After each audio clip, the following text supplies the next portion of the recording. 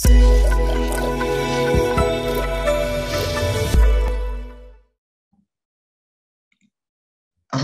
warahmatullahi wabarakatuh. Salam sejahtera bagi kita semua. Om Swastiastu, Namo Buddhaya, salam kebajikan. Selamat pagi, siang, sore, malam, warga Adirekta dimanapun kalian berada. Semoga kalian sehat dan baik-baik saja.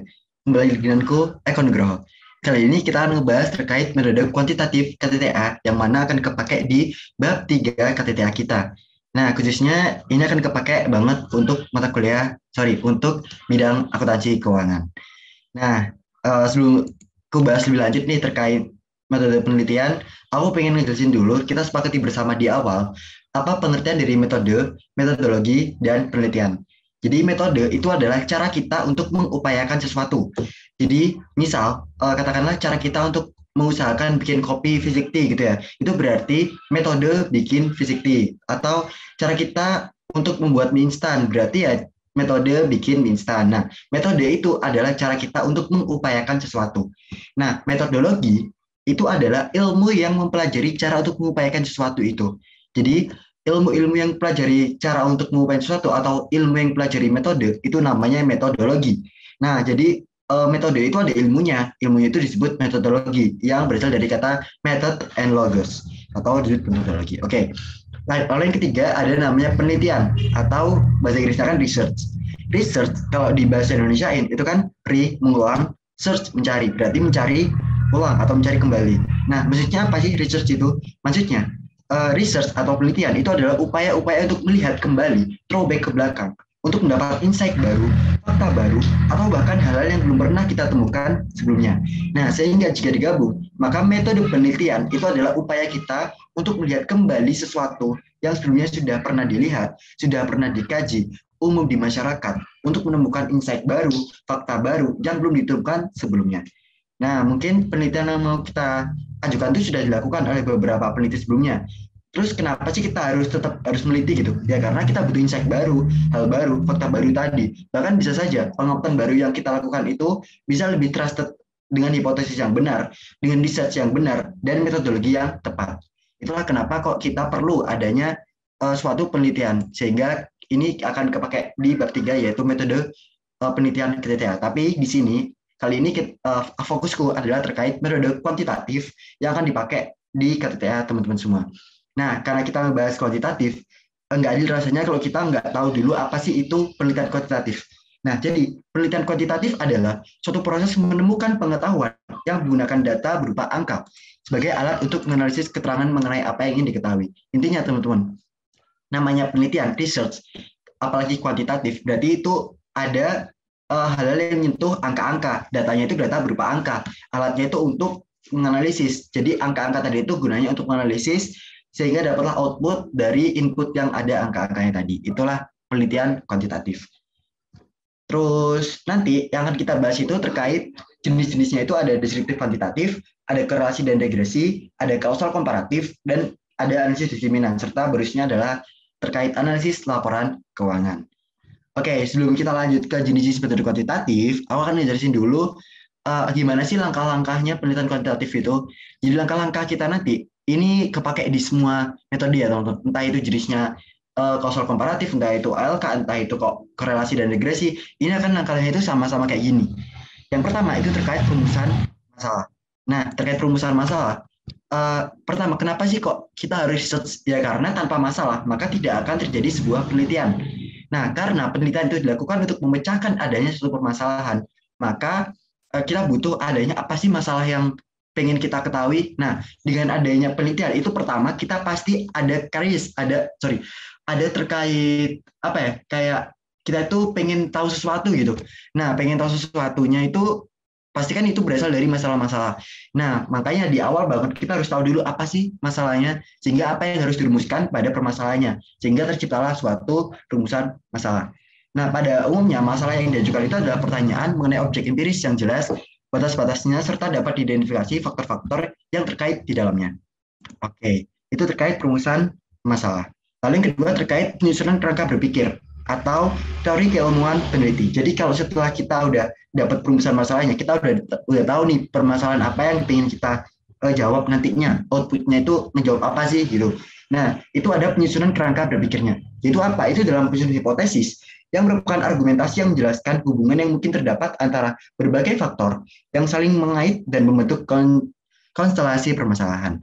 Nah, kerangka berpikir ini disusun secara rasional berdasarkan premis-premis ilmiah yang telah teruji kebenarannya dengan memperhatikan faktor-faktor empiris yang relevan dengan permasalahan. Nah, setelah kita udah tahu penyusunan kerangka berpikirnya, ini kan teori keilmuan peneliti nih. Ini emang dari seginya peneliti nih, dari seginya kalian teman-teman yang mau nyusun KTTA. Jadi penyusunan kerangka berpikir ini fokusnya adalah ke kalian sebagai penelitinya. Yang ketiga adalah perumusan hipotesis. Nah, yang namanya hipotesis itu kan berarti atas jawaban atas permasalahan yang ada. Tapi di sini jawabannya ini adalah jawaban sementara, teman-teman. Maksudnya apa? Perumusan hipotesis itu adalah jawaban sementara dari perumusan masalah yang udah kita ajukan sebelumnya di nomor 1 tadi. Nah, kan ini kan ketika kita hipotesis, ketika kita udah ada klaimnya, terus kita udah bisa ngejawab, kita reject atau untuk reject hipotesisnya, itu kan pasti udah ada jawabannya. Nah, tapi itu masih sementara. Kenapa aku bilang itu sementara? Karena kita harus menguji dulu. Kita akan verifikasi data dulu. Kita akan verifikasi jawaban dari perumusan hipotesisnya itu udah bener nggak sih? Nah, itu akan dilakukan di langkah yang keempat, terkait pengujian hipotesis, terkait verifikasi data. Nah, pengujian hipotesis yang merupakan pengumpulan fakta-fakta yang relevan dengan hipotesis yang diajukan untuk memperlihatkan apakah terdapat fakta-fakta yang mendukung hipotesis tersebut atau tidak. Jadi kita harus verifikasi datanya dulu. Jadi kita buktikan dulu kebenarannya biar apa? Biar output yang kita dapat jika TTA nanti itu reliable, bisa dipertanggungjawabkan kayak gitu. Nah, yang terakhir setelah kita udah verifikasi hipotesis nih, udah menguji hipotesisnya, berarti jawaban hipotesisnya itu udah akurat. Berarti kita udah bisa menarik kesimpulan yang ada. Outputnya apa sih? Jadi outputnya berupa kesimpulan yang merupakan penilaian apakah hipotesis yang diajukan itu ditolak atau diterima. Jadi reject atau fail to reject. Nah, nolnya. Kayak gitu. Oke, mungkin ada pertanyaan teman-teman.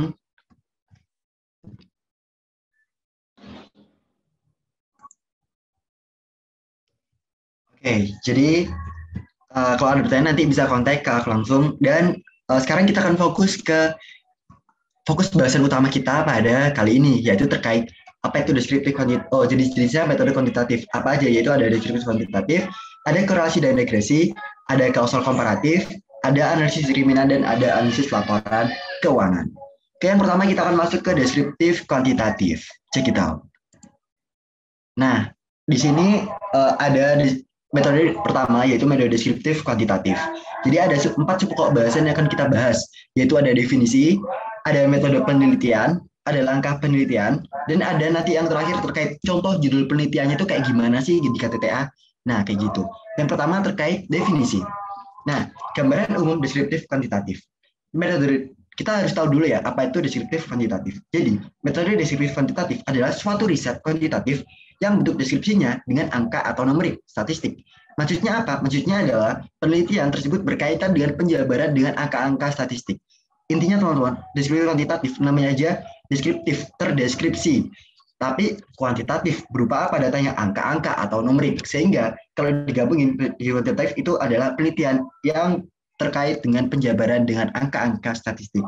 Lalu deskriptif kuantitatif adalah penelitian yang tugasnya menganalisis data berupa angka yang digunakan untuk menggambarkan fenomena yang ada dengan tujuan mencari pengaruh atau hubungan antar dua variabel sehingga memperoleh kesimpulan dari hasil penelitian.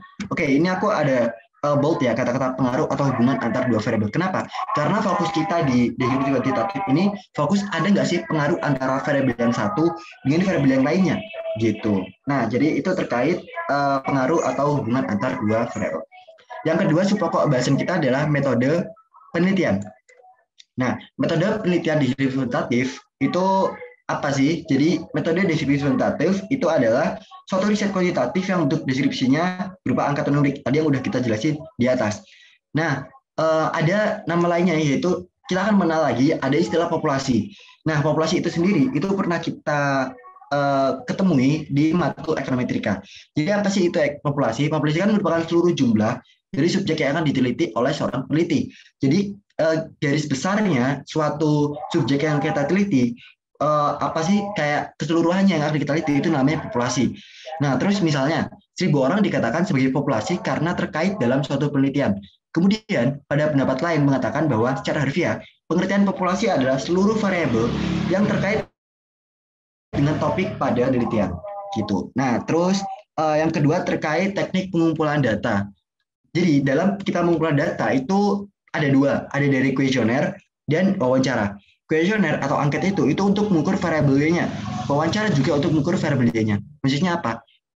Jadi gini, tapi sebelum lanjut kita akan lihat dulu dokumentasi. Dan dokumentasi untuk mengukur hasil variabel Y-nya serta observasi jika memungkinkan. Nah, di sini ada kata-kata kuesioner dan wawancara. Kuesioner itu digunakan untuk mengungkapkan pengaruh variabel X terhadap variabel Y. Nah, wawancara itu digunakan untuk mendukung hasil kuesioner sehingga hasil penelitian menjadi lebih kompleks. Dan wawancara ditujukan kepada pemilik kepentingan variabel Y. Intinya apa? Intinya, teman-teman akan katakanlah teman-teman mau ke manajemen PTX. Nah, teman-teman tuh mau ke PTX itu ngajuin kuesioner. Siapa yang ngejawab? Yang ngejawab itu adalah si pemilik kepentingannya atau manajemennya. Dia ngechecklist apa-apa aja jawaban yang udah teman-teman ajukan pertanyaannya di kuesioner. Tapi itu kan masih berupa pointer-pointer nih.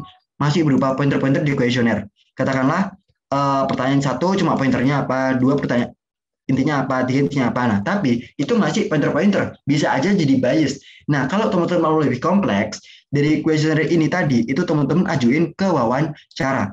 Jadi langsung omong-omongan speak up kepada pemilik kepentingannya atau pada manajemen si perusahaan biar apa sih biar pointer-pointernya lebih jelas ke depannya gimana jadi jawabannya itu kayak gimana sih kok ini kok iya kok ini kok tidak itu iyanya itu kenapa bla bla bla itu lebih panjangnya itu teman-teman bisa dapat dengan cara yang wawancara ini tadi sehingga wawancara digunakan untuk mendukung hasil kuesioner ini ada kata-kata mendukung hasil kuesioner sehingga hasil penelitiannya menjadi lebih kompleks kayak gitu. Nah, ini nanti ditujukan kepada pemilik kepentingan dari variabelnya atau si manajemen perusahaannya itu bisa. Lalu dalam pengumpulan data terdapat uji validitas. Uji validitas itu menggunakan korelasi. Nah, ini kan menarik nih. Dalam metode penelitian itu ada jenis-jenisnya, ada jenis kuantitatif, ada korelasi dan regresi, ada kausal komparatif. Ini teman-teman, nah itu saling berkaitan satu sama lain. Jadi yang pertama itu kita tahu dulu untuk data-datanya dari angka-angka itu dapat dari deskriptif kuantitatif. Nah, itu nanti akan diuji validitasnya. Angka-angka tadi yang udah kita kumpulin dengan teknik pengumpulan data, kita udah dapat datanya, itu nanti kita uji pakai korelasi. Nah, dalam pengumpulan data terdapat uji prasyarat. Uji prasyarat menggunakan uji normalitas dan uji homogenitas. Lalu yang terakhir, teknik analisis data, setelah kita udah uji validitasnya, maka yang terakhir adalah menggunakan regresi linear sederhana. Jadi setelah kita dapat angka-angkanya dari pengumpulan data dari kuesioner dan wawancara, lalu kita uji validitasnya pakai korelasi. Setelah itu yang terakhir kita teknik analisis datanya itu pakai regresi linear sederhana. Jadi antara metode deskripsi kuantitatif yang satu dengan lainnya itu saling berkaitan, nggak benar-benar berdiri sendiri gitu. Jadi antara si deskripsi kuantitatif dengan korelasi maupun regresi itu saling berkaitan. Lalu yang ini pokok bahasan kita yang ketiga adalah langkah penelitiannya. Yang pertama kita harus menyusun instrumennya, menguji instrumen valid dan reliable-nya. Jadi setelah kita udah dapat angka-angkanya, kita uji valid nggak sih datanya, bisa dipertanggungjawabkan nggak sih angka-angka ini, apakah data ini tuh udah mencakup apa yang ini kita kaji di KTTA kita gitu. Lalu yang kedua terkait lakukan penelitian sesuai teknik pengumpulan data yang sudah ditentukan. Jadi kan kita udah punya pengumpulan datanya entah itu pressure. Nah, itu kita harus sudah langsung action. Jadi udah menyesuaikan teknik pengumpulan data yang sudah ditentukan. Lalu yang ketiga terkait uji prasyaratnya digunakan untuk menguji normalitas dan uji homogenitasnya. Yang terakhir terkait menganalisis datanya. Setelah kita udah punya angka-angkanya nih, udah punya datanya, apa sih yang kita lakukan selanjutnya? Kita menganalisis datanya dengan regresi linear sederhana dan menyimpan hasil outputnya. Nah, ini ada contoh-contohnya sepokok bahasan kita yang terakhir. Terkait contoh judul penelitiannya, kapan sih kita bisa pakai si deskriptif kuantitatif ini? Jadi contohnya kayak gini teman-teman. Karena kita fokus ke pengaruh dan hubungan antar dua variabel, maka kalau kata teman-teman tuh mengandung kata-kata pengaruh di dalamnya, ini ya teman-teman ya. Di sini ada analisis pengaruh modal kerja terhadap profitabilitas pada perusahaan X. Nah, di sini kan berarti ada pengaruh nggak sih antara modal kerja terhadap profitabilitas pada perusahaan X. Nah, di sini kita harus tahu dulu mana yang jadi variabel bebasnya, mana yang jadi variabel terikatnya, atau mana yang jadi independennya, mana yang jadi dependent variabelnya. Independent variable atau variabel X atau variabel bebas itu adalah modal kerjanya.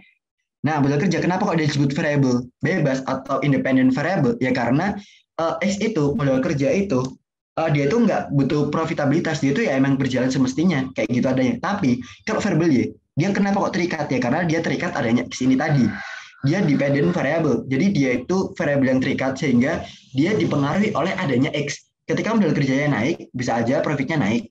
Ketika modal kerjanya turun, bisa aja profitabilitasnya itu turun. Jadi dia ini berpengaruh, angkanya itu berubah-berubah seiring berjalannya si variabel X. Makanya dia disebut variabel terikat gitu. Jadi kita harus tahu dulu mana yang jadi variabel X-nya, mana yang jadi variabel Y-nya.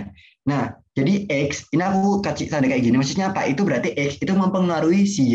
Jadi bukan Y mempengaruhi si X, tapi si X mempengaruhi si Y. Kayak gitu. Nah, ingat X adalah variabel bebas dan dia adalah variabel terikatnya. Dalam penelitian, sangat memungkinkan terdapat probabilitas untuk mendapatkan hipotesis yang akurat. Salah satu caranya yaitu dengan menggunakan deskriptif kuantitatif dengan pengumpulan data itu tadi dari angka-angka yang tadi. Nah, lalu kita uji dari kita hipotesis, kita bisa dapetin jawabannya dengan hipotesis. Nanti kita bisa tahu apakah kita menolak atau mendukungnya. Tapi ini masih jawaban sementara ya teman-teman. Ingat di tadi metode kuantitatif ada langkah-langkahnya. Yang ketiga itu kita masih perumusan hipotesis. Tapi ini masih jawaban sementara. Kita harus memverifikasi datanya dulu. Nanti verifikasi data itu bisa pakai sederhana. Nah, di sini ada H0-nya, kan H0 itu udah pasti kayak gini, tidak punya pengaruh signifikan, dan H1-nya itu berarti punya pengaruh signifikan. Berarti H0-nya adalah tidak terdapat pengaruh signifikan modal kerja terhadap profitabilitas pada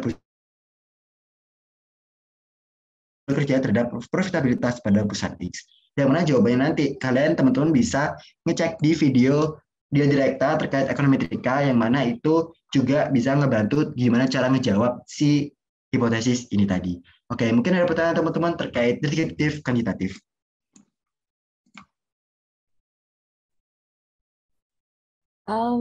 Oke, thank you Eko. Mungkin aku di sini pengen bertanya, boleh? Oke, boleh. Oke, mungkin yang pertama dulu, tadi ada mention tentang kuesioner dan juga wawancara.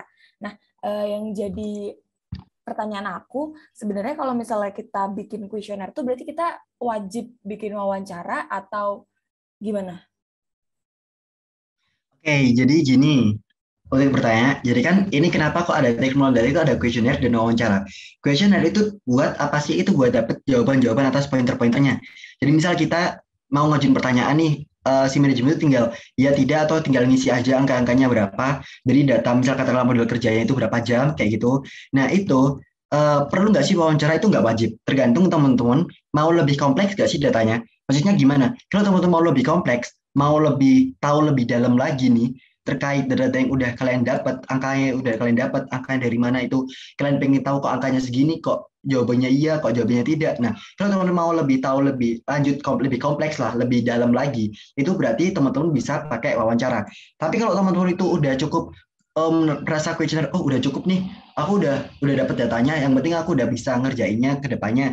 Nah, itu kalau teman udah cukup di situ aja berarti cukup kuesioner itu udah boleh, jadi nggak benar wajib harus harus banget antara kuesioner dan wawancara gitu. Tapi kalau pengen lebih kompleks dan lebih detail terkait jawaban dari si manajemen atau si pemilik kepentingan itu bisa pakai wawancara gitu.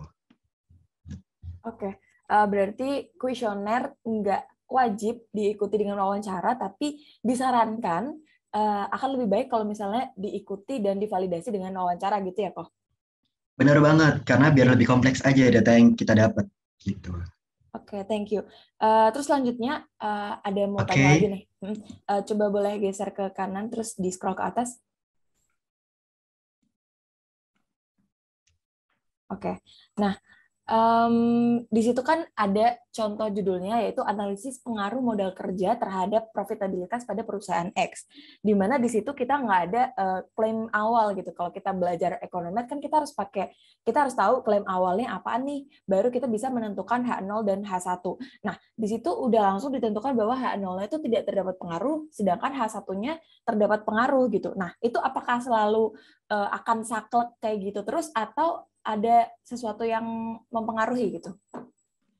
Nah, ini menarik nih. Kenapa aku udah bisa di sini udah ada kata-kata tidak punya pengaruh dan pengaruh? Karena namanya disiplin kuantitatif itu akan ada metode lanjutan, yaitu dari korelasi dan regresi. Dan kita tahu, kalau kita bahas regresi, itu adalah udah saklek bahwa H0-nya itu udah pasti tidak punya pengaruh signifikan. Nah, H1-nya itu dia punya pengaruh signifikan. Nah, sehingga karena kita udah tahu nih, kalau kita menguji validitas data hipotesisnya pakai regresi, Sehingga rumusnya apa sih regresi? Rumus regresi itu udah pasti kayak gini, yaitu H0-nya itu tidak punya paruh signifikan, H1-nya dia punya paruh signifikan. Sehingga dari data judul ini nih, kita udah bisa buat hipotesisnya. Sehingga udah saklek di mana di sini kita harus tahu dulu mana variabel X-nya dan mana variabel Y-nya. X-nya adalah modal kerja, Y-nya adalah profitabilitas pada perusahaan X. Sehingga kita ingin tahu, ada nggak sih pengaruhnya antara pengaruh modal kerja dan profitabilitas pada perusahaan X. Nah, sehingga kita bisa buat hipotesisnya itu kayak gini. Yang H0-nya itu udah pasti tidak terdapat pengaruh. Untuk H1-nya dia terdapat pengaruh. Itu aku udah dapat dari validitas atas hipotesis yang kita dapetin saat ini. Oke, jadi aku mungkin akan summary up lagi, berarti H0 dan H1-nya itu akan selalu seperti ini, mau kayak gimana pun wujud analisisnya gitu kan ya. Benar banget, gitu. Oke, selanjutnya nih, satu lagi nih Kak. Ya. Ini kan berarti terkait dengan segala hal yang kita mau analisis ada atau tidaknya pengaruhnya. Nah, kira-kira ada nggak sih hal lain yang atau model lain gitu yang bisa kita pakai untuk kita pakai metode ini gitu, kayak misalnya analisis atas apa atau apa gitu, atau memang cuman pengaruh aja? Oke, jadi karena di sini kita fokusnya adalah ke deskriptif kuantitatif, yang mana itu terkait, kita balik lagi ke definisi dari kuantitatif, yaitu terkait tujuannya itu mencari pengaruh atau hubungan antar dua variabel. Sehingga kalau kita ingin tahu ada nggak sih yang lain, berarti jawabannya kalau data kalian atau judul ketika kalian itu fokus ada kata-kata pengaruhnya, kalian pengen tahu ada nggak sih pengaruhnya si katakanlah si X pada Y, atau gini deh, katakanlah di pandemi. Ada nggak sih pengaruh pandemi ini pada laporan keuangan si PTX gitu. Nah, itu kan ada, berarti kan ada pengaruhnya pandemi sebelum pandemi atau sudah pandemi di terkait laporan keuangan PTX. Nah, kalau teman-teman itu pakai data yang kayak gitu, ada pengen tahu pengaruhnya, itu teman-teman bisa pakai deskriptif kuantitatif.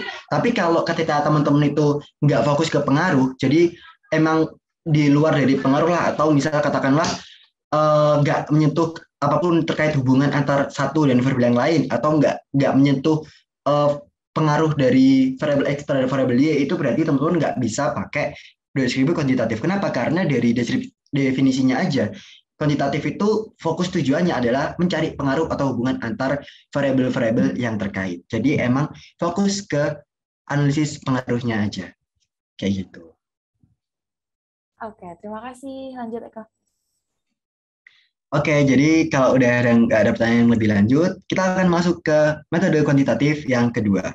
Yang kedua itu terkait lanjutan dari metode deskriptif kuantitatif, yaitu lanjutannya, yaitu untuk menguji validitasnya, yaitu pakai korelasi dan regresi. Oke, sekarang kita masuk ke korelasi dan regresi. Sebelum kita lanjut, kita harus tahu dulu definisi dari apa sih itu korelasi dan bagaimana bentuk atau hubungan antara korelasi. Lalu nanti yang kedua terkait regresinya. Jadi korelasi itu adalah hubungan timbal balik atau sebab akibat. Namanya aja korelasi, hubungan. Ada nggak sih hubungan yang satu dengan ada hubungan yang lain? Misal ada nggak sih antara hubungan aku dan hubungan kamu, itu bisa pakai korelasinya. Seberapa besar korelasi kita berjalan ke depannya. Nah, kayak gitu. Itu adalah korelasi, adalah terkait hubungan timbal balik. Ada sebab dan ada akibatnya. Gara-gara sebabnya aku suka kamu, akibatnya apa? Aku jadian sama kamu. Nah, kayak gitu. Jadi itu ada korelasi, ada hubungan antar variabel satu dengan variabel yang lain. Itu maksud dari korelasi. Jadi kalau teman-teman pengen tahu ada hubungan atau enggak, ya udah itu sebutan lain dari korelasi. Jadi kalau kedepannya kita bahas korelasi, kita nggak bingung lagi ya teman. Kita sepakati bersama bahwa korelasi adalah hubungan timbal balik atau sebab akibat. Nah, pada ilmu statistika, korelasi itu merupakan salah satu teknik statistik yang digunakan untuk mencari hubungan antar dua variabel yang bersifat kuantitatif atau nilai berupa angka. Jadi kalau kita bahas korelasi di dalam statistik, itu fokus kita adalah ke angka-angka atau berupa kuantitatif, bukan yang kualitatif. Oke, dua dikatakan memiliki keterhubungan jika nilai korelasinya itu mendekati -1 atau 1. Jika nilai korelasinya mendekati 0, artinya kedua variabel tersebut kurang memiliki keterhubungan. Nah, jika didapatkan nilai korelasi mendekati 1, oke, kalau dia mendekati 1, kan dia cuma -1, titik-titik sampai 1 nih, berarti cuma sampai sini doang. Nggak mungkin ada korelasi sampai 1,5, itu nggak mungkin. Atau 2, bahkan 2 atau 3 itu nggak mungkin. Karena namanya korelasi itu cuma -1 sampai 1 doang. Jadi kalau dia mendekati 1, katakanlah 0,9, 0,8, atau 0,95 atau 1 bahkan 1 itu berarti dia korelasinya adalah korelasi positif. Maknanya apa? Artinya jika satu nilai meningkat, maka nilai yang lain secara linear akan meningkat juga. Tapi jika didapatkan korelasinya itu mendekati -1, dia -1 nih. Berarti itu disebut korelasi yang negatif. Maksudnya apa? Maknanya, jika satu nilai meningkat, maka nilai yang lain akan menurun. Jadi kalau satu naik, satu turun nih. Nah, jadi kalau satunya itu cinta banget, satunya itu makin nggak cinta banget karena dia nggak suka kalau makin cintai. Nah, kayak gitu. Jadi itu korelasi negatif. Tapi kalau korelasi positif ya kalau satu orang cintai, yang satunya itu ikut lebih mencintai lagi karena mereka berjalan seiringan kayak gitu. Tapi kalau dia mendekati 0, benar-benar 0 nih atau 0,5 atau min 0,5 atau benar 0 udah benar-benar nol nih. Nah, itu berarti kedua variabel tersebut tidak punya hubungan atau benar-benar nggak ada hubungan antar keduanya. Jadi cuma teman aja, bukan hubungan spesial, guys. Nah, terus manfaat korelasi itu apa sih? Manfaatnya adalah dapat melakukan pengukuran beberapa hubungan variabel sehingga dapat mengetahui apakah ada hubungan atau tidak antara satu variabel dengan variabel yang lainnya kayak gitu. Itu terkait manfaat dari korelasi.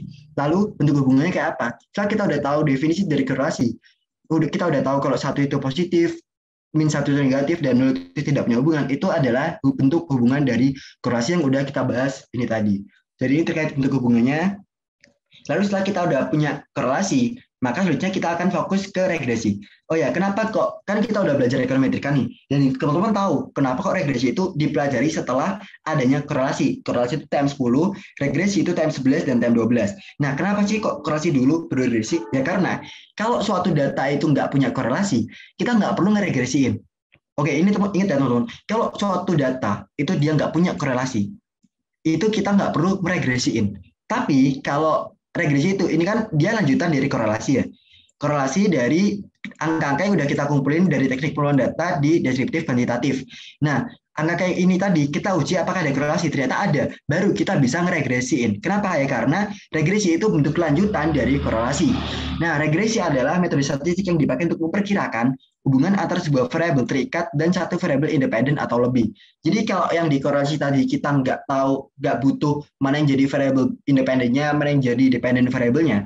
Sekarang kita di regresi itu butuh namanya variabel X dan variabel Y. Jadi kalau korelasi ini nggak butuh X dan Y, tapi kalau ini kita harus tahu dulu mana yang jadi X, mana yang jadi Y. Kayak gitu. Biar apa sih? Biar nanti data yang didapat pun juga tahu mana yang jadi variabel penyebabnya, mana yang jadi variabel akibatnya.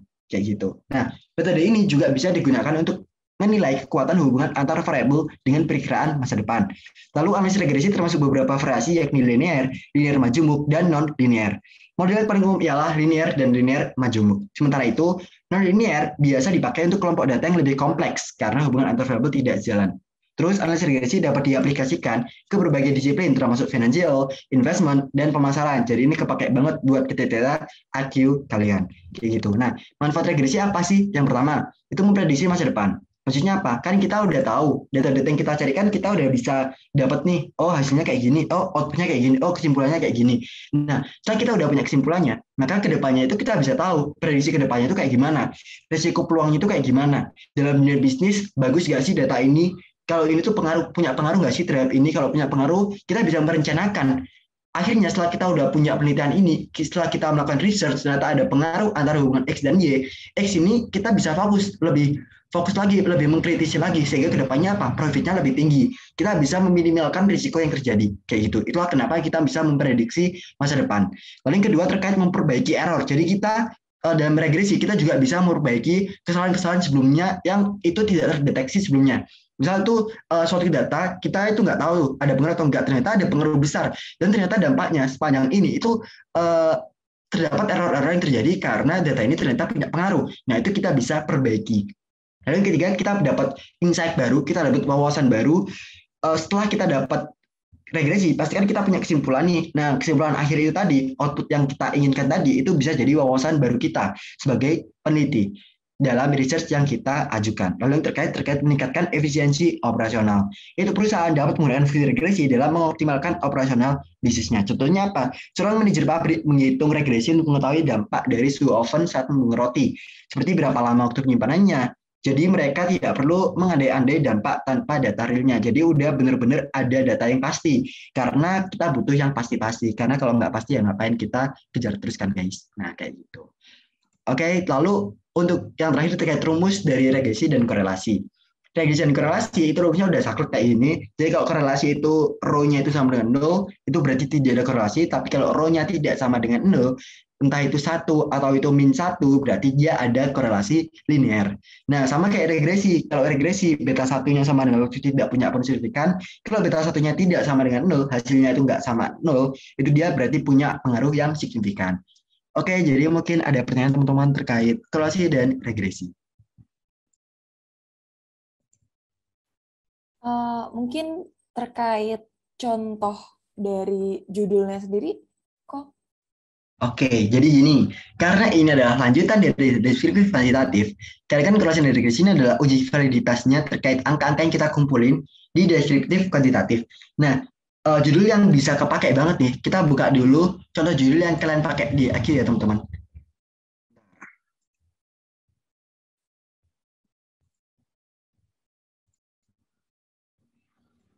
Oke, ini ada beberapa judul-judul di khususnya di bidang aku ke IQ. Nah, di IQ, oke, ini ada banyak judul-judul yang kalian pakai di KTTA, teman-teman. Dan di sini, ini bisa banget kepake kalau teman-teman itu ada kata-kata, katakanlah, di kata-katanya itu ada istilah kayak pengaruh. Nah, di sini, misal analisis pengaruh modal kerja dan terhadap probabilitas, terus ada lagi analisis pelakon akuntansi margin dan pengaruhnya terhadap efisiensi dan profitabilitas pada PT Bank Syariah Indonesia. Nah, contoh ini aja. Contoh satu ini aja. Ini bisa pakai korelasi dan regresi. Kenapa? Kita pengen tahu ada nggak sih pengaruhnya terhadap efisiensi dan profitabilitas dari perlakuan akuntansi mergernya itu. Jadi ada nggak sih pengaruh dari perlakuan akuntansi merger terhadap efisiensi terhadap dan profitabilitas di perusahaan PT Bank Syariah. Nah itu bisa pakai korelasi, ada hubungannya nggak sih, ada pengaruhnya nggak sih, terus dilanjutin pakai regresi. Dan karena ini itu adalah lanjutan dari deskripsi kuantitatif, jadi kalau di kata teman-teman itu teman bisa lah masukin data di metode kuantitatifnya itu yang pertama itu terkait deskripsi kuantitatif, yang kedua itu terkait korelasi dan regresinya. Kenapa ya? Karena antara kedua itu saling berkaitan satu sama lain. Yang satu itu untuk terkait teknik pengumpulan datanya, yang kedua ini, korelasi dan regresi itu untuk uji validitas hipotesis yang kita dapatkan.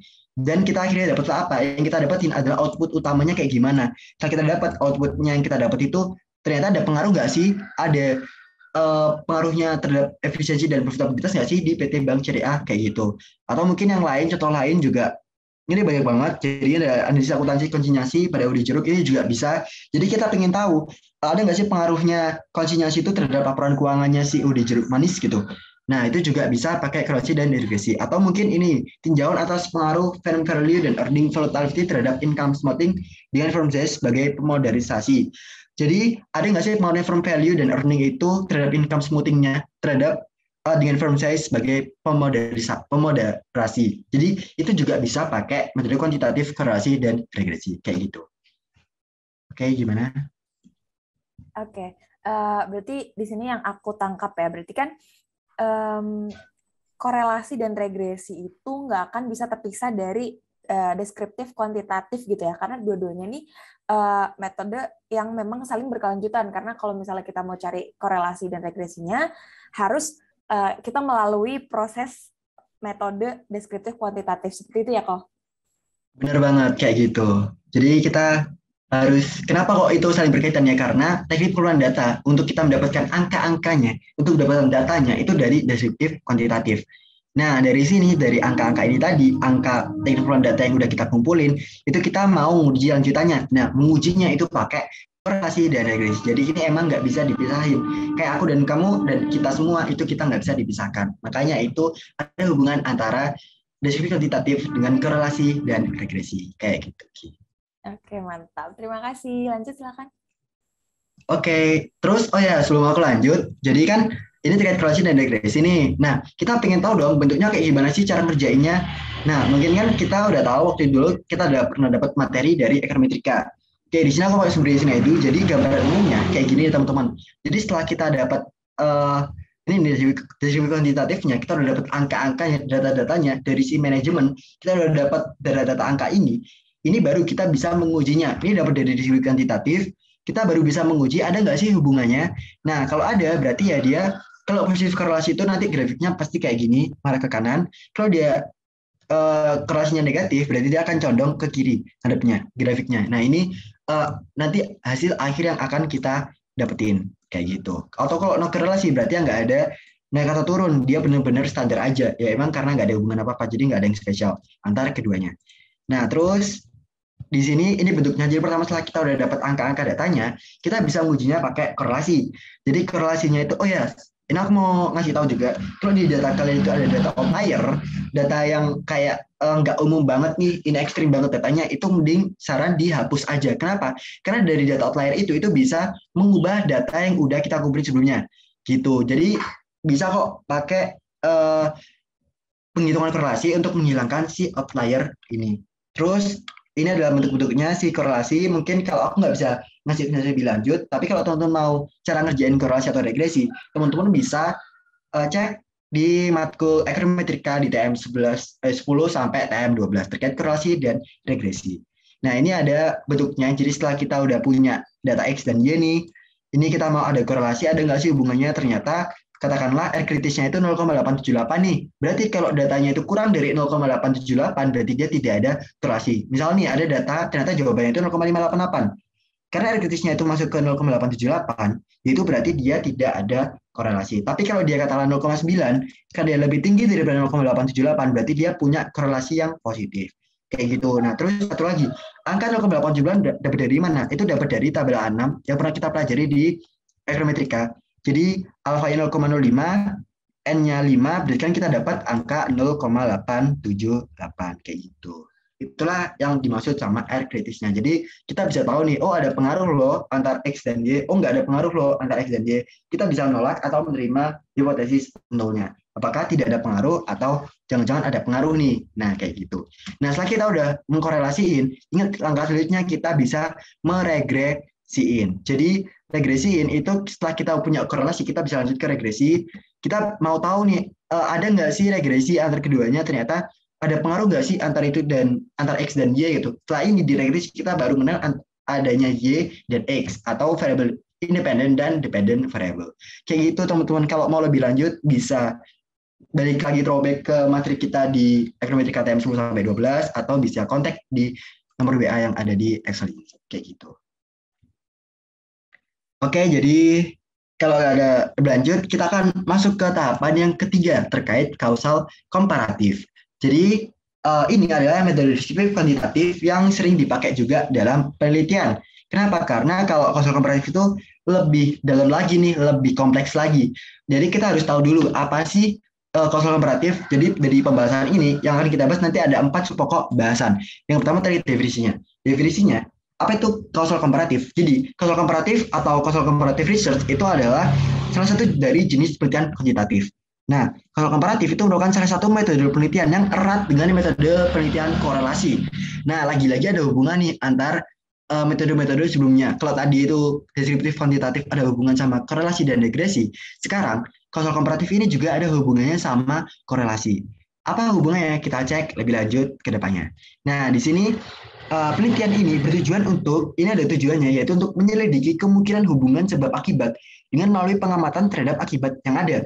Kemudian menelusuri kembali, tracing kembali ke belakang, faktor yang mungkin terjadi penyebabnya dengan melalui sebuah data tertentu. Jadi kita pengen tahu, apa sih yang jadi penyebabnya, kok si X ini bisa menyebabkan Y ini berubah gitu. Kalau dikorelasi, kan kita cuma tahu kalau X itu ada pengaruh nggak sih si Y? Misalnya ada pengaruh. Nah, tapi kita nggak tahu kenapa kok si X ini bisa mempengaruhi si Y. Nah, kalau kita pengen tahu si X ini kenapa kok bisa mempengaruhi si Y, biar lebih kompleks nih, itu bisa pakai kausal komparatif. Nah, menurut Soekardi tahun 2003, dia itu menjelaskan bahwa penelitian kausal komparatif merupakan kegiatan penelitian yang berusaha mencari informasi tentang mengapa terjadinya hubungan sebab akibat, dan peneliti berusaha melacak kembali hubungan tersebut. Kayak gitu. Jadi intinya nih, si seorang peneliti atau seorang penelitinya tadi itu pengen tahu kenapa kok dari research yang dia lakukan, kenapa kok si X ini bisa mempengaruhi si Y. Jadi dia pengen melacak kembali, tracing ke belakang, kenapa kok itu bisa mengakibatkan adanya akibat terhadap si dependent variable-nya kayak gitu.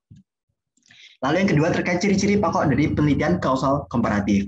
Ciri-cirinya kayak gimana sih? Jadi ciri-ciri penelitian kausal komparatif itu ciri-cirinya itu bersifat ex post facto. Yakni data dikumpulkan setelah semua kejadian dipersoalkan berlangsung atau telah terjadi.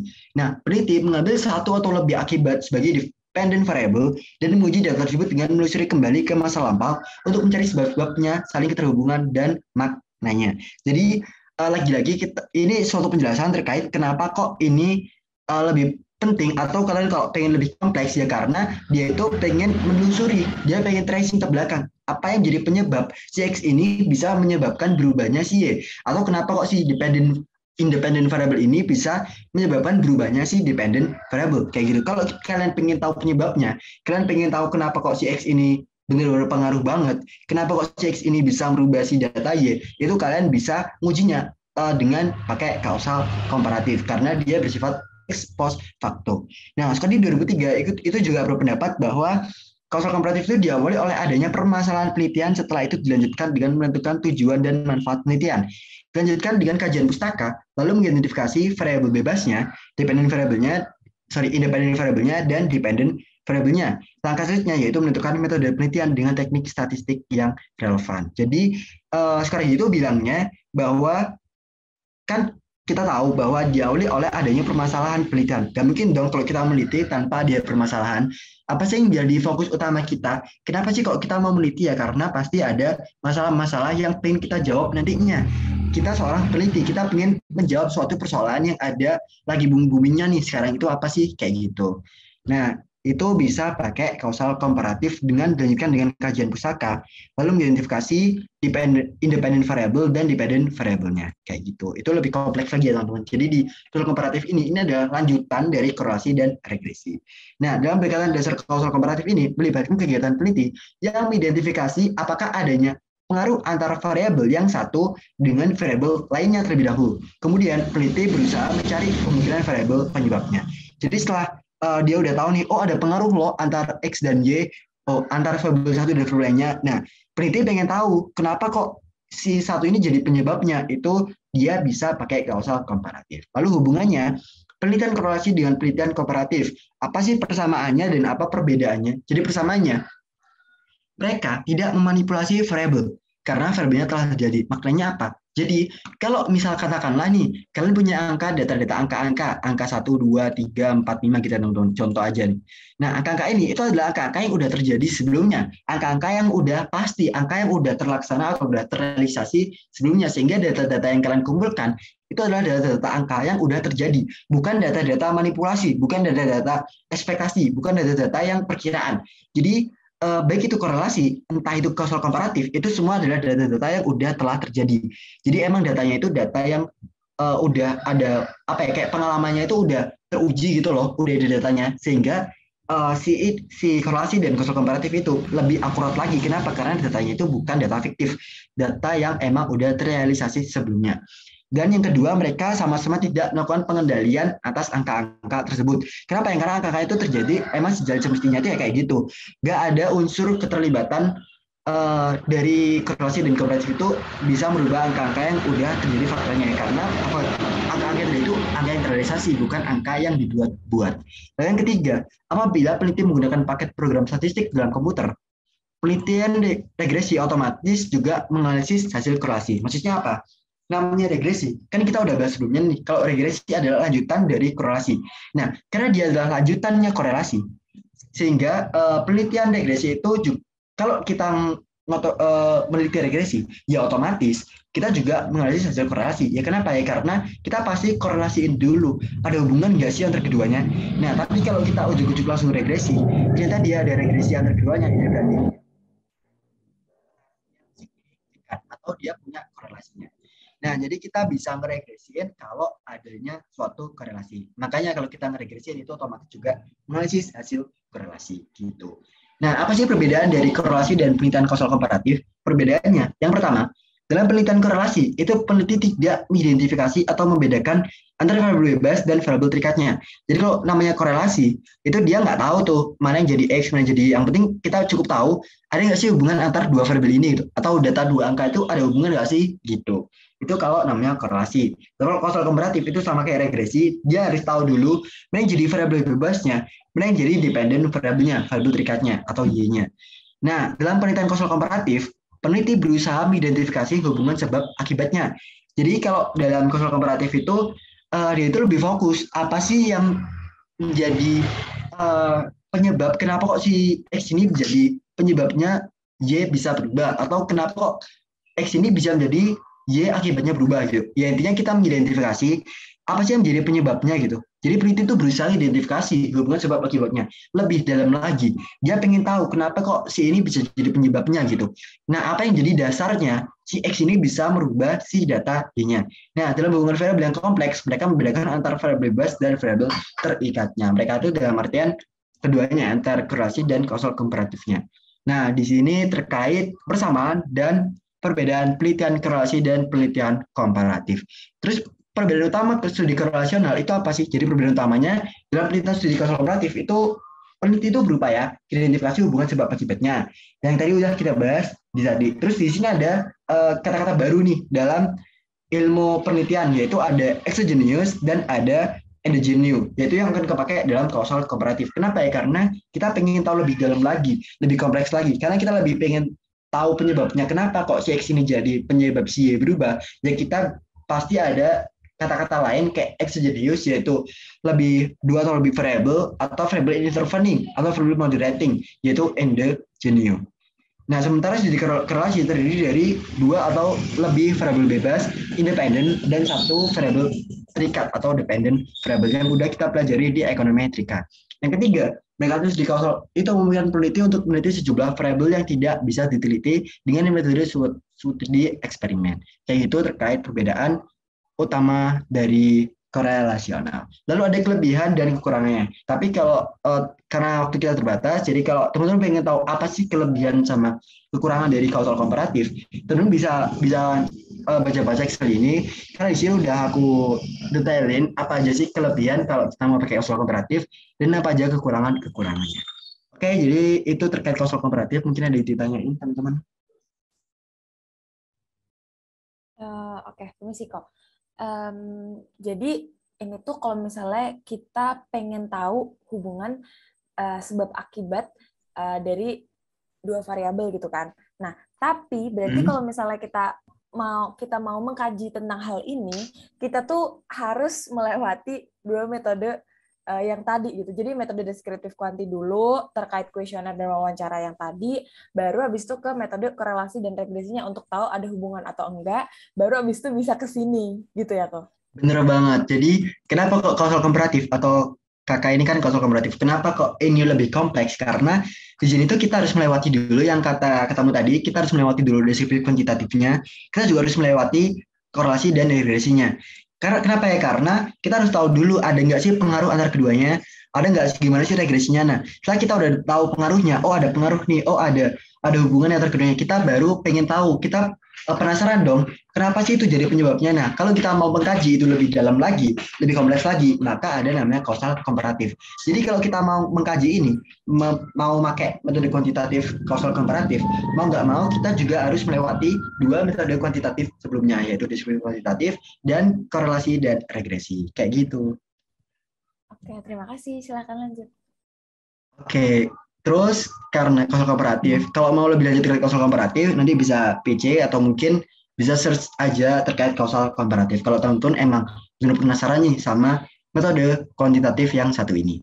Untuk yang metode keempat itu terkait analisis diskriminan. Nah, mungkin ini adalah metode yang jarang teman-teman dengar karena ini tuh emang apa ya? Ini mungkin nanti kita akan bahas kelas aja. Kenapa? Karena emang analisis diskriminan itu nggak banyak peneliti yang pakai karena emang selain dia memang akurat, tapi dia itu butuh aplikasi software tambahan kayak SAS, jadi atau mungkin nanti pakai Minitab atau apa yang pakai bener-bener karena ini adalah data statistik yang bener-bener dalam banget kayak gitu. Jadi ini mungkin kurang familiar, tapi di sini kita akan ngebahas karena analisis diskriminan itu merupakan salah satu dari bentuk metode kuantitatif yang akan dipakai di KTTA. Nah, konsep dasarnya dari analisis diskriminan itu apa sih? Jadi kita harus tahu dulu apa definisi dari analisis diskriminan. Nah, analisis diskriminan itu adalah analisis multivariat yang diterapkan untuk memodelkan hubungan antara satu variabel respon yang bersifat kategori, baik itu non-metrik, nominal, atau ordinal yang bersifat kualitatif. Nah, dengan satu atau lebih variabel prediktor yang disebut yang bersifat kuantitatif. Nah, jadi gini teman-teman, kalau kalian mau pakai ini nih, analisis diskriminan, itu teman-teman tuh nggak cuma fokus ke kuantitatif aja yang kayak 3 sebelumnya. Tapi di sini teman-teman itu juga bersifat ketemu yang variabelnya itu responnya itu bersifat kategori. Itu yang bersifat kualitatif. Jadi teman-teman itu nggak cuma fokus ke kuantitatif, tapi juga ketemu yang namanya variabel respon yang bersifat kategori itu tadi atau bersifat kualitatif. Nah, sederhananya itu gini.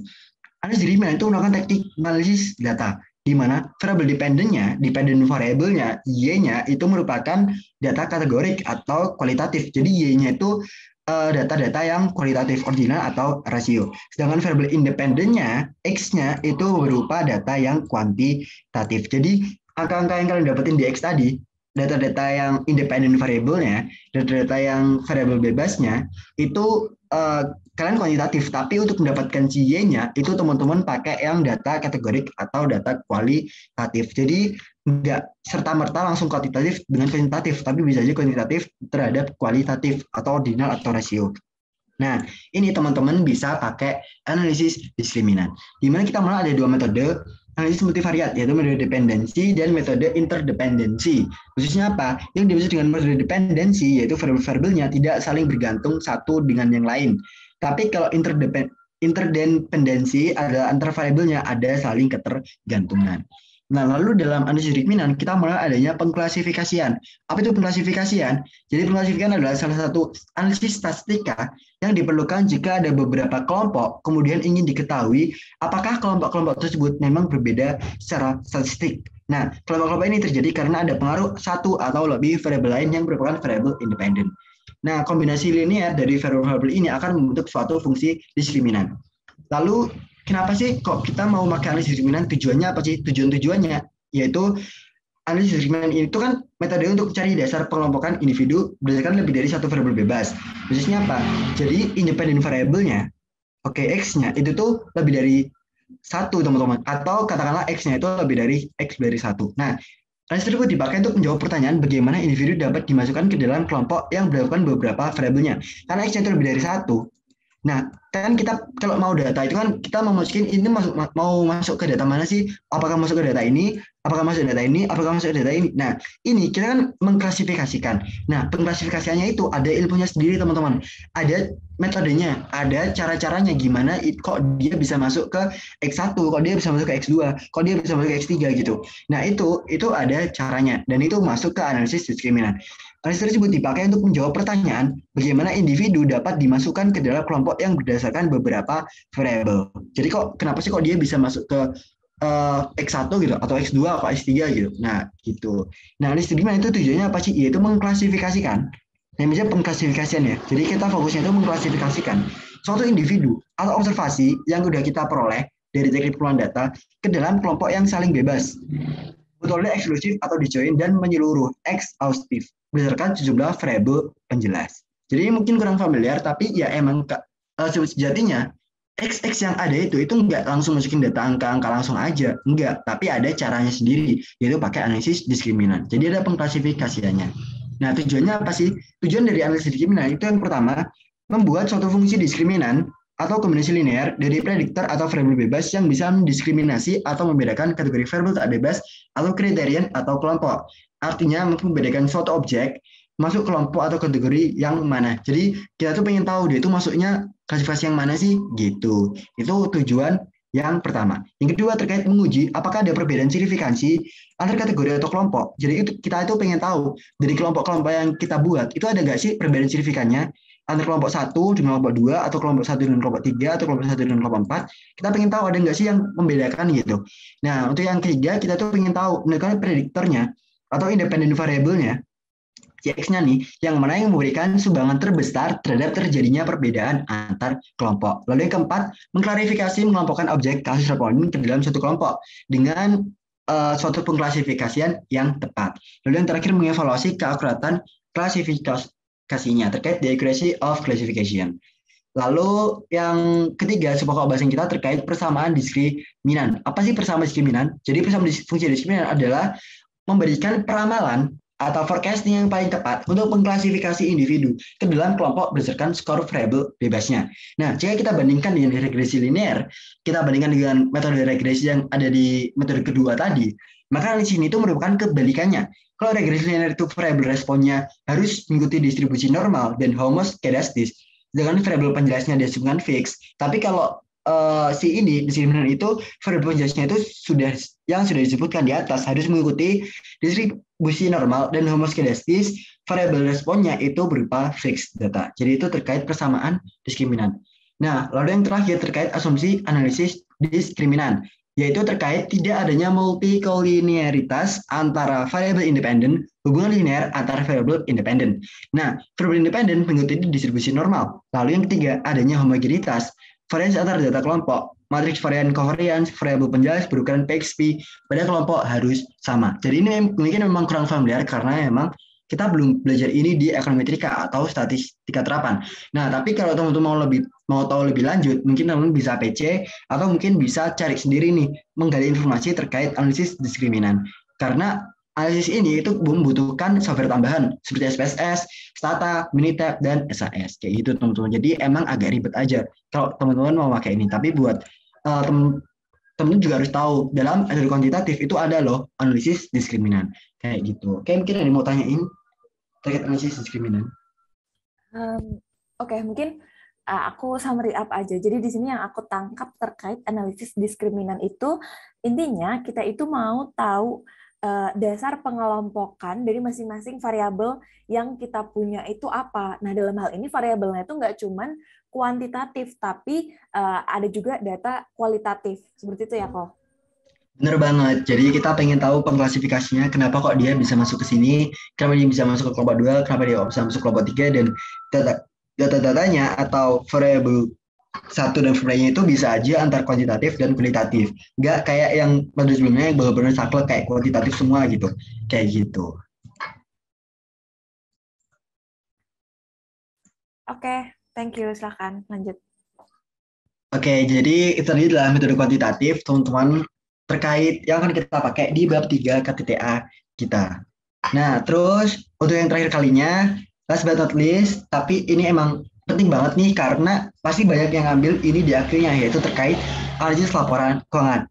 Jadi filenya nanti kalian teman bisa dapat di Bitly LK Chapter 1 dan Bitly LK Chapter 2. Yang mana LK Chapter 1 itu di UTS LK kita, yang Chapter 2 itu di setelah UTS yaitu UAS kita di matkul analisis laporan keuangan. Jadi ini memang benar kepake banget teman-teman di di KTTA kita khususnya yang mau ngambil data analisis laporan keuangannya, pembahasannya itu terkait ALK banget nih. Entah itu rasio-rasio, entah itu bahkan mau nyari intrinsic value, itu teman-teman bisa pakai dari kuantitatif yang mana fokusnya ke analisis laporan keuangan. Nah, sebelum itu aku mau share dulu terkait di sini. Nah, ini adalah modul yang akan kalian dapetin di analisis laporan keuangan. Tapi di sini aku nggak akan fokus banget ngebahas semuanya, tapi aku akan ngebahas inti-inti dari analisis laporan keuangan itu sendiri. Nah, dari LK, kita akan mengenal adanya triangle of financial statement analysis atau segitiga dari FSA.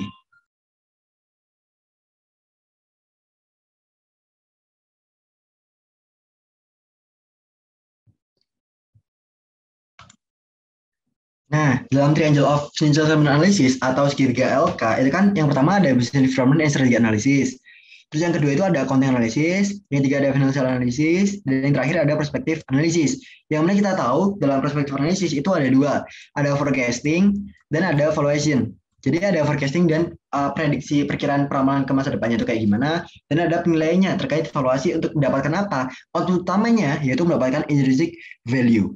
Nah, terus dalam risk analysis itu kan kita tahu ada namanya risk analysis yang mana itu ngebahas terkait WACC, cost of capital estimate. Jadi kalau teman-teman ngiranya WACC itu masuk prospective analysis itu salah besar. Karena WACC itu masuknya ke financial analysis.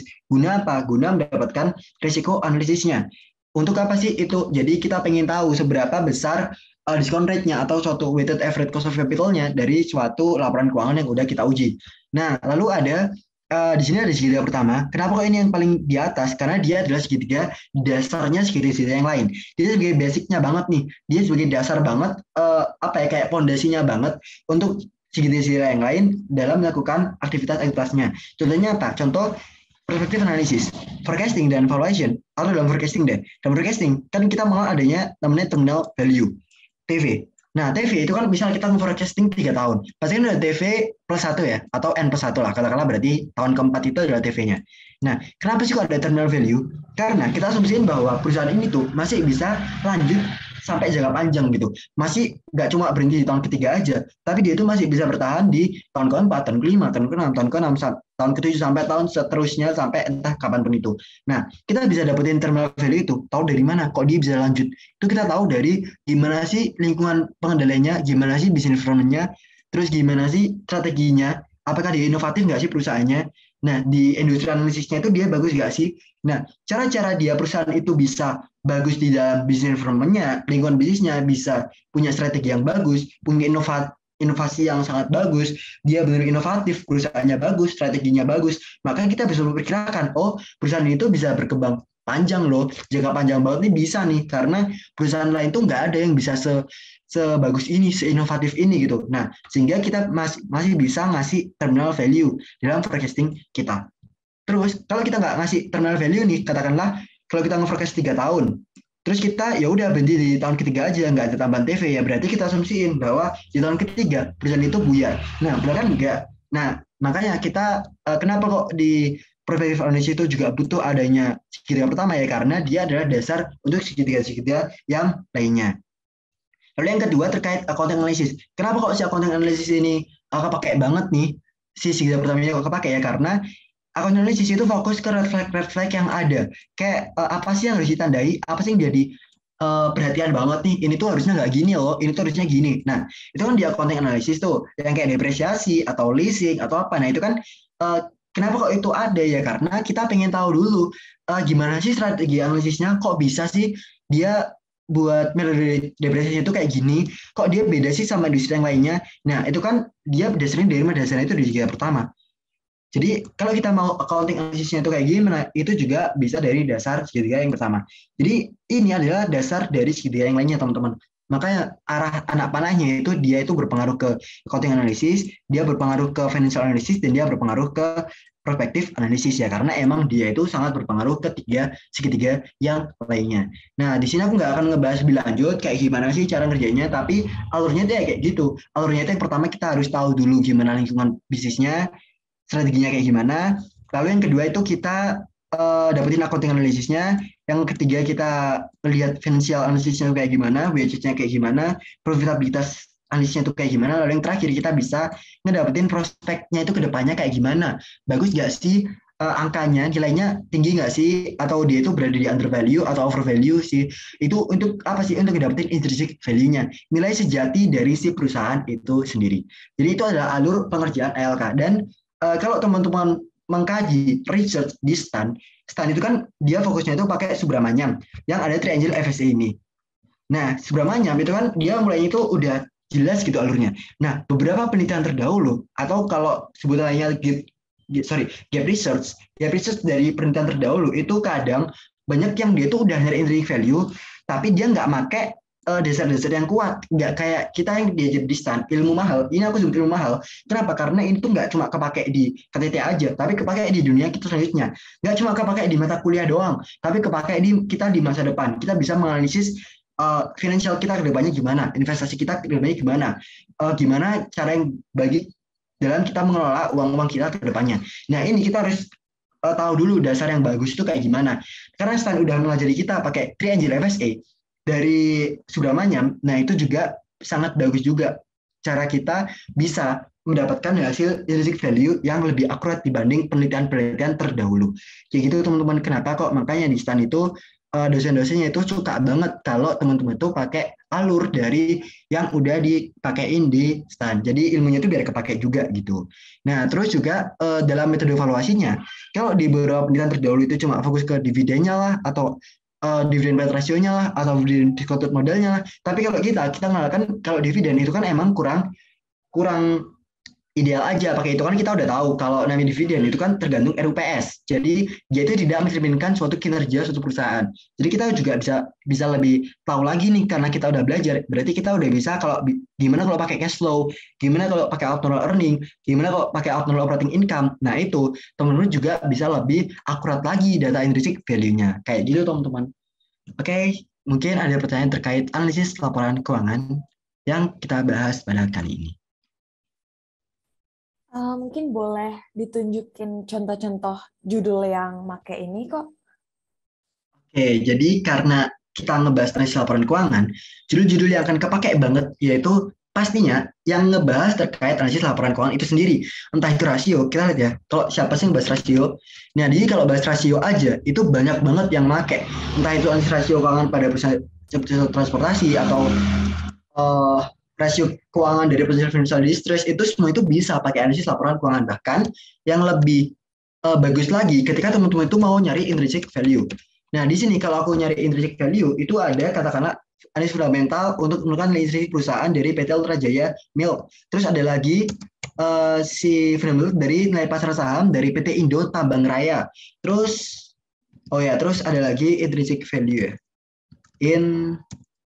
Nah, ini kepake banget dia ke apapun yang ngebahas rasio-rasio, katakanlah rasionya, terus katakanlah misal kalian mau ngebahas financial distress atau ngebahas rasio keuangan dari ROI-nya atau ROE-nya atau bahkan dari profitabilitas rasionya atau mungkin likuiditas rasionya dari perusahaan ini, itu semua apapun yang ngebahas atau ada sangkut pautnya sama analisis laporan keuangan, itu teman-teman bisa pakai alur dari Tri Agile FSA dari analisis laporan keuangan itu sendiri gitu. Oke, berarti kalau kan tadi kan yang ini tuh output besarnya tuh adalah intrinsic value gitu ya kok. Tapi kan banyak teman-teman yang nggak nyampe ke sana atau kayak aku sendiri, aku cuma pakai rasio. Nah itu kan tetap masuk ke sini, cuman nggak se-full itu gitu kan? Benar. Jadi kalau teman-teman KTTA-nya itu katakanlah sampai rasionya aja tuh. Jadi teman-teman pengen tahu gimana sih rasio si perusahaan itu, ya teman-teman cukup fokus di bagian rasionya aja karena dalam analisis laporan keuangan itu tuh nggak serta-merta harus sampai value banget. Tapi kalian tuh pengen tahu gimana sih rasio profitnya kayak gimana, terus profitnya ke depannya itu bagus nggak sih ke depannya buat aku. Nah itu kan kalian nggak harus dapat intrinsic value, cukup dari profitability analisisnya aja. Nah kalau kayak gitu ya teman-teman cukup sampai financial analysis aja atau katakanlah sampai sini aja, nggak usah sampai akhir banget. Kenapa ya? Karena yang kalian kaji, yang kalian research itu cuma sampai segitiga financial analysis doang, nggak sampai ke perspektif analisisnya kayak gitu. Jadi tergantung teman-teman lah sampai mana teman-teman itu mengkaji research kalian, atau kalian teman-teman cukup sampai rasio aja atau teman-teman bahkan sampai intrinsic value-nya. Jadi itu kembali lagi ke teman-teman sampai tahapan mana di pembahasan yang teman-teman coba di KTTA teman-teman. Kayak gitu. Oke, terima kasih kok. Oke, jadi ada pertanyaan lagi. Kalau enggak, berarti untuk metode kuantitatif KTTA, kita udah selesai, udah bahas semua nih. Jadi kalau teman-teman ada pertanyaan lebih lanjut, bisa kontak di WA aku yang udah tertera di Excel ini, yang nanti akan dikasih di deskripsi YouTube yang ada di Direkta. Jadi jangan lupa comment, like, and subscribe, dan kita akan ketemu di pertemuan selanjutnya. Kembali dengan aku Eko Nugroho. See you. Wassalamualaikum warahmatullahi wabarakatuh. Salam sejahtera bagi kita semua. Thank you guys.